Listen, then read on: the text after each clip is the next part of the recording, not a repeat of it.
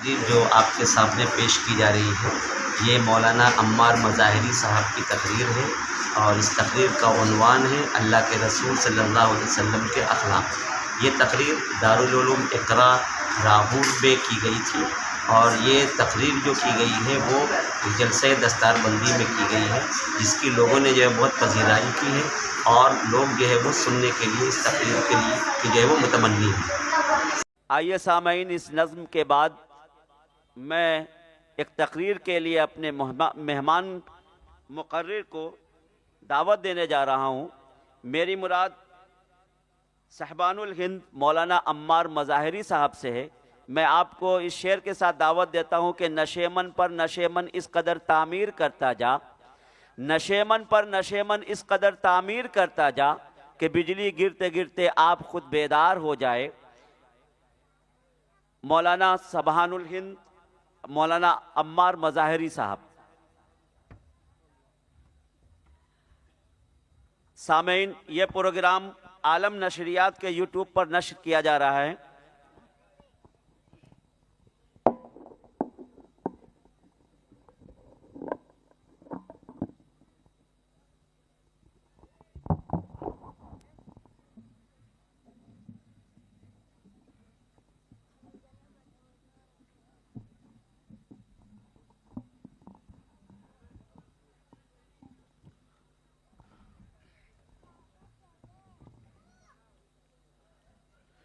बिस्मिल्लाहिर्रहमानिर्रहीम। अल्हम्दुलिल्लाहि रब्बिल आलमीन वस्सलातु वस्सलामु अला सय्यिदिल मुरसलीन व अला आलिहि व सहबिहि अजमईन। अऊज़ु बिल्लाहि मिनश शैतानिर रजीम। बिस्मिल्लाहिर्रहमानिर्रहीम। व इन्नका लअला खुलुक़िन अज़ीम। सदक़ल्लाहुल अज़ीम।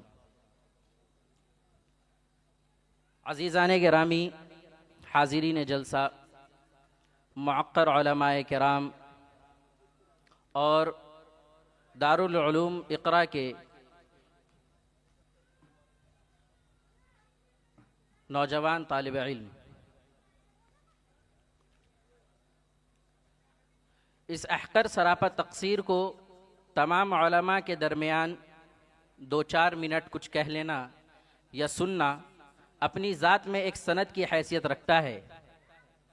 मैं अल्लाह तबारक व तआला का एहसान अदा करता हूँ, एहसान बजा लाता हूँ कि उसने, उस ज़ात रब्बे दो जहां ने इस नाचीज़ को इन उलमा के दरमियान, यहाँ जितने भी उलमा तशरीफ़ फरमा हैं, इनमें से हर एक सितारे की मानिंद हैं, इनके दरमियान कुछ कहने या सुनने का मौका दिया। वरना कहाँ मैं और कहाँ ये नसीम सुबह तेरी मेहरबानी। हज़रात, आज का ये प्रोग्राम बउनवान सीरतुन नबी सल्लल्लाहु अलैहि वसल्लम और दस्तारबंदी हुफ़्फ़ाज़ किराम, जो कि दारुल उलूम इक़रा राहूर के ज़ेर एहतमाम ज़ेर निगरानी वाक़े हुआ है। सीरतुन नबी सल्लल्लाहु अलैहि वसल्लम ऐसा दमीक़ और अमीक़ मौजू है कि आप सल्लल्लाहु अलैहि वसल्लम की सीरत और तारीफ़ बयान करते करते शजर को अगर कलम बना दिया जाए और समंदर को रोशनाई, तो समंदर का पानी और शजर ख़त्म हो सकते हैं, लेकिन आप सल्लल्लाहु अलैहि वसल्लम की तारीफ़ में सफ़हात मुकम्मल नहीं होंगे। बेशक सामईन, सीरत इतना वसीअ मौजू है कि इस नाचीज़ या जितने भी लोग, जितने भी उलमा, जितने भी मुफ्तियान कराम इस दुनिया में आए और आएंगे, अगर तमाम लोग अपनी ज़ात से सीरत नबी सल्लल्लाहु अलैहि वसल्लम की तारीफ़ अदा करना चाहें या उसे मुकम्मल करना चाहें तो ये मुकम्मल नहीं हो सकती। तो इस नाचीज़ को सीरत के मौजू पर 2-4 मिनट गुफ्तगू की गुंजाइश दी गई है। तो सीरत का एक अजीम पहलू, आप सल्लल्लाहु अलैहि वसल्लम के अखलाक उसवे हसना से मुताल्लिक 2-4 वाक़या आपके दरगोश करूंगा। बगौर समाअत फरमाएं। क्योंकि अखलाक हसना का हमारी जिंदगी में एक अहम किरदार है। हर इंसान इस दुनिया में दो हुकूक लेकर पैदा होता है, एक हुकूकुल्लाह और एक हुकूकुल इबाद। एक हुकूकुल्लाह और दूसरा हुकूकुल इबाद। हुकूकुल्लाह से ताल्लुक सिर्फ अल्लाह और उस बंदे का होता है। मिसाल के तौर पर हुकूकुल्लाह में नमाज आते हैं, रोजे आते हैं। अगर एक आदमी बजाते खुद नमाज छोड़ दे, रोजा छोड़ दे, तो उससे उसके पड़ोसी का या उसके साथ बैठने वाले का या उससे मिलने जुलने वाले का कोई नुकसान नहीं। ये उसका और उसके अल्लाह के दरमियान का मामला है। लेकिन हुकूकुल इबाद यानी अल्लाह की मखलूक और अल्लाह के बंदों का जो हक है उस पर, अगर वो उसमें कमी और कोताही करने लग जाए तो फिर उससे बासपुरस होगी। वो सिर्फ अल्लाह और उसका मामला नहीं होगा, बल्कि वो तीसरा आदमी जिसके साथ उसने कमी की है, जिसके साथ उसने नाअखलाकी से पेश आया है, वो भी उस पर गवाह होगा। और हुकूकुल इबाद में सबसे आला चीज इंसान में अखलाक होती है। हर एक चीज में, हुकूकुल इबाद की जितनी भी चीजें हैं, तमाम चीज में अखलाक शामिल है। तो हमारे अखलाक कैसे होने चाहिए, ये सवाल आता है, क्योंकि हम मुसलमान हैं और हमें अखलाक हसना की तरगीब दी गई है। तो लोगों ने हजरत आयशा उम्मुल मोमिनीन हजरत आयशा सिद्दीक़ा रज़ी अल्लाह अन्हा से फरमाया कि आप सल्लल्लाहु अलैहि वसल्लम के अखलाक क्या थे, आप बता दे ताकि हम उस पर अमल पैरा हो जाए।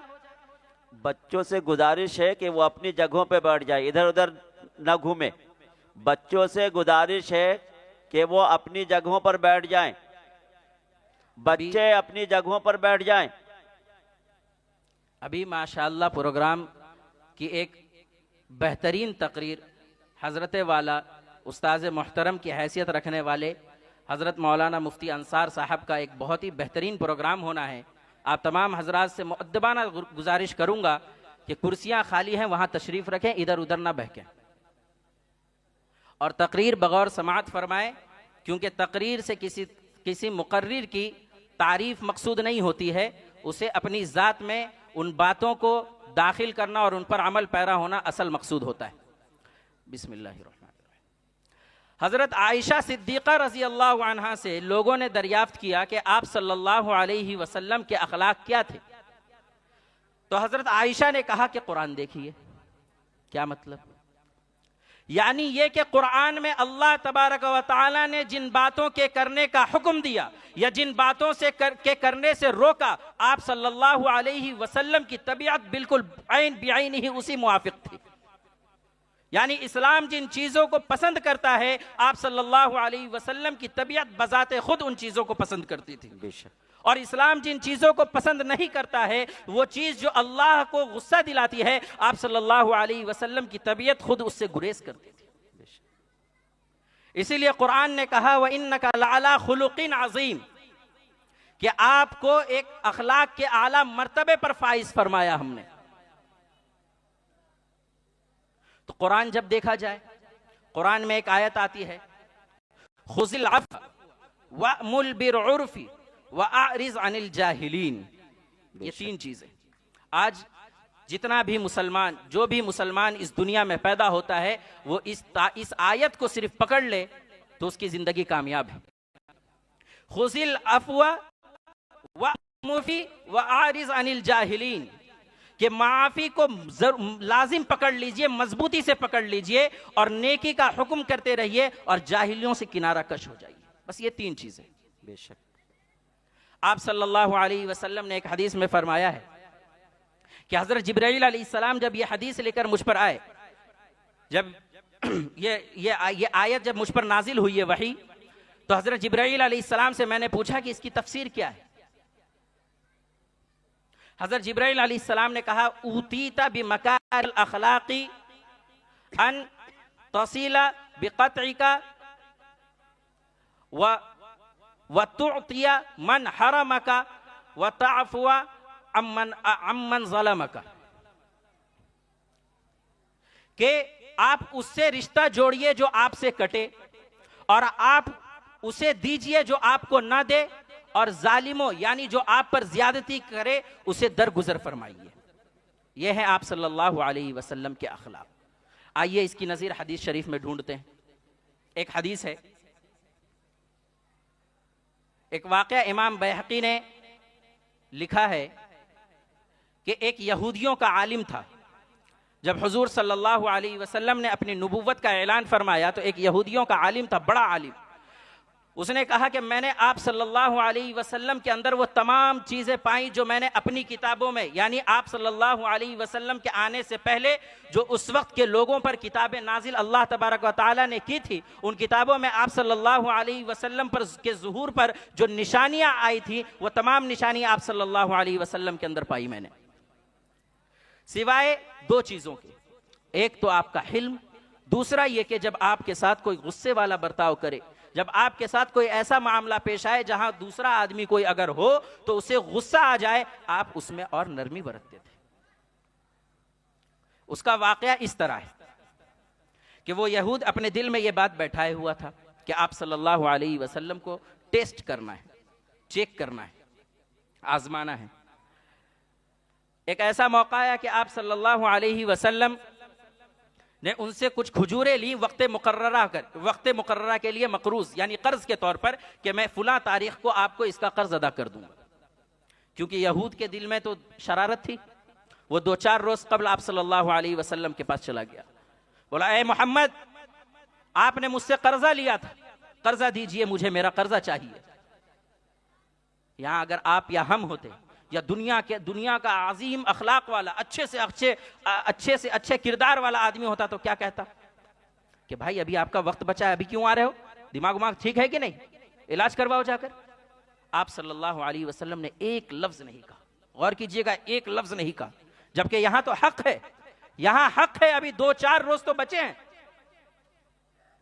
नहीं कहा। यहूद की शरारत देखी, बदतमीजी देखिए कि आप सल्लल्लाहु अलैहि वसल्लम को तेज लहजे में कहता है कि ऐ मोहम्मद उठो और मुझे मेरा कर्ज दो। वहीं हजरत उमर फारूक रजी अल्लाह अन्हु थे, जलाल में आ गए, तलवार निकाली, बोली बेहुदा निकल जा वरना कत्ल कर दूंगा यहीं तुम्हारा। आप सल्लल्लाहु अलैहि वसल्लम बजाय कि उस यहूद की तरफ मुतवज्जे होते, हजरत उमर फारूक रजी अल्लाह अन्हु पर मुतवज्जे हुए। क्या उमर, ना ना ना, मैंने ये तालीम नहीं दी आपको तो ये बोलना चाहिए कि हुजूर आपने इसका कर्ज लिया है, आप इसके कर्ज को जल्द अदा कीजिए, और इसके साथ नरमी का बर्ताव करना चाहिए। आपने सख्ती का बर्ताव क्यों किया? हज़रत उमर फारूक रजी अल्लाह अन्हु ने कहा कि हुजूर मुझसे बर्दाश्त नहीं होता, ये इसका बर्ताव मुझे बर्दाश्त नहीं होता, आप कहें तो मैं अपनी ज़ात से इसका कर्ज अदा कर देता हूँ। आप सल्लल्लाहु अलैहि वसल्लम ने कहा ज़रूर अदा करो मेरा कर्ज, लेकिन 20 सा एक्स्ट्रा यानी ज़ायद दो। क्यों? क्योंकि तुमने जो इसके साथ बदतमीजी की, बदसलूकी की, ये उसके इवज में। ये हैं आप सल्लल्लाहु अलैहि वसल्लम के अखलाक, बेशक ये हैं अखलाक। दूसरा वाकया बताऊं, एक बद्दू यानी देहाती, जिसे अरबी में बद्दू कहा जाता है, आप सल्लल्लाहु अलैहि वसल्लम के पास आया, ईमान कबूल करने के इरादे से ईमान कबूल कर लिया, क्योंकि उसने नया मोमिन बना था, नया मुस्लिम बना था, उसे क्या पता मस्जिद क्या और सहन क्या। वो कमरे में ईमान लाया, उसके बाद उसे इस्तिंजा की ज़रूरत हुई, कमरे से निकला, उसे पता नहीं चला कि ये मस्जिद का सहन है, वहीं बैठकर पेशाब करने लग गया।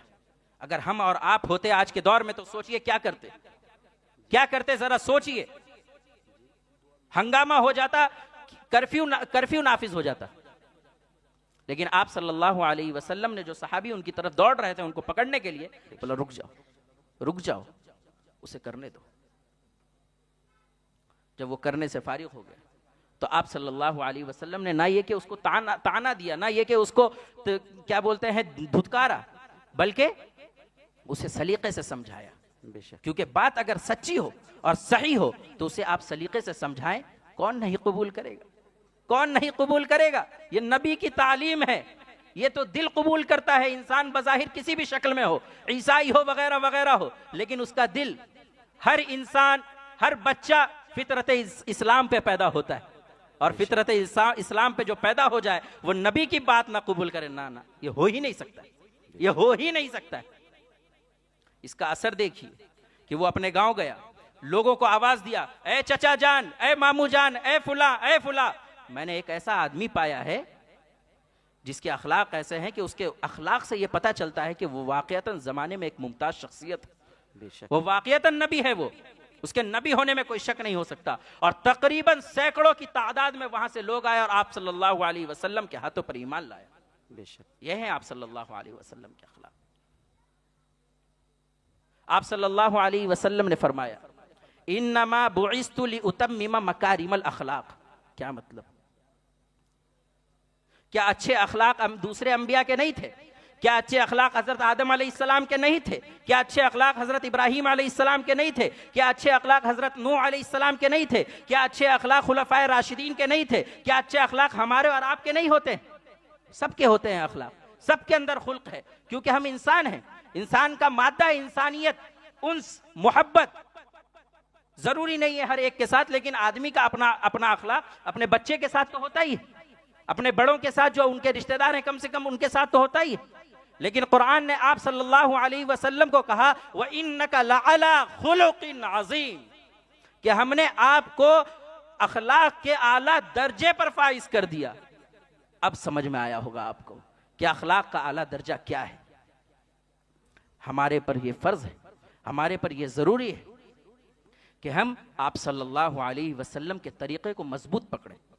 आप सल्लल्लाहु अलैहि वसल्लम के तरीक़ों को, उसके राहों को, आप सल्लल्लाहु अलैहि वसल्लम ने जिस अच्छे अखलाक का हम की तालीम हम तक पहुंचाई है, उस तालीम पर हम अमल पैरा हो जाएं। और 2 मिनट हज़रत मौलाना हलीमुल्लाह साहब सदर जमियात उलमाए हिंद का बयान मैंने एक दस्तारबंदी के प्रोग्राम में सुना था। उनकी 2 बात सिर्फ बयान कर दूं कि ये जो हुफ़्फ़ाज़ हैं, ये यहाँ बैठे हैं, उन्होंने कहा कि ये हाफिज़ नहीं बने, या ये कि इन्हें हाफिज़ बनाने वाला मदरसा नहीं है, या कि ये कि इन्हें हाफिज़ बनाने वाले इनके वालिदैन नहीं है, या ये कि इन्हें हाफिज़ बनाने वाले वो लोग नहीं हैं जिनमें इनका पैसा लगा है, इनमें जिनका पैसा लगा है, बल्कि इन्हें अल्लाह तबारक व तआला ने और इन पर मेहनत करने वाले असातिज़ा को और इस मदरसे में पैसा लगाने वाले मालो ज़र वाले लोगों को और इस मदरसे को अल्लाह तबारक व तआला ने कबूल किया है। ये खुद से हाफिज नहीं हुए, सीने तो हजार हैं, करोड़ों की तादाद में लोग आज मौजूद हैं, लेकिन हाफिज कौन बन रहा है? देख लीजिए। अल्लाह तबारक व तआला का इन पर, हम पर और हम तमाम लोगों पर एहसान है कि उसने सबसे पहले तो हमें मुसलमान बनाया, मुसलमान होने के बाद एक इतनी अच्छी तालीम हमारी ज़िंदगी गुजारने के लिए अता की। अल्लाह तबारक व तआला से कहने और सुनने से ज़्यादा अमल करने की तौफीक मांगता हूँ। वमा अलैना इल्लल बलाग।